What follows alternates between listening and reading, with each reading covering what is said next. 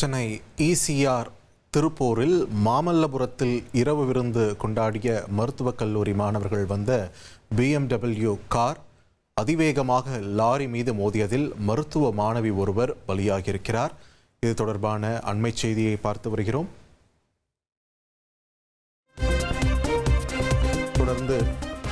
தொடர்ந்து கூடுதல் விவரங்களோடு இணைகிறார் எமது செய்தியாளர் நந்தகோபால். வணக்கம். இந்த விபத்தானது எப்பொழுது நடைபெற்றது? உயிரிழந்த மாணவி யார்? அவருடைய பின்னணி என்ன? இந்த சம்பவத்தின் முழு விவரத்தையும் பதிவு பண்ணுங்க.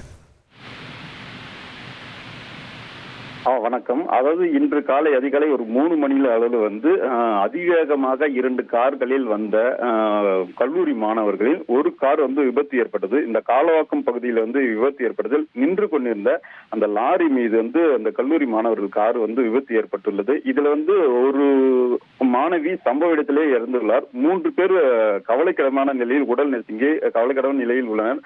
ஒருவர் மட்டும் லேசான காயங்கள் ஏற்பட்டது. மூவரும் அந்த இதுல காரில் ஒரு 5 பேர் பயணித்துள்ளனர். இதில் கோயம்புத்தூர் பகுதியை சேர்ந்த அபிநந்தன் வயது 29. இவர் சென்னை குரோம்பேட்டையில் உள்ள பாலாஜி மருத்துவக் கல்லூரியில் பயின்று வருகிறார். அவர் அதே போன்று MBBS படிக்கும் திருநெல்வேலியை சேர்ந்த செண்பக விநாயகம், இவரும் அதே கல்லூரியில் பயின்று வருகிறார். இவர்களுடன் நவ்யா, அதே போன்று மிஸ்பா பாத்திமா ஆகிய 5 பேர் இந்த ஒரே காரில் பயணித்து வந்தனர். இவர்களோடு மற்றொரு காரிலும் ஒரு 5 பேர் பயணித்ததாக சொல்லப்படுது.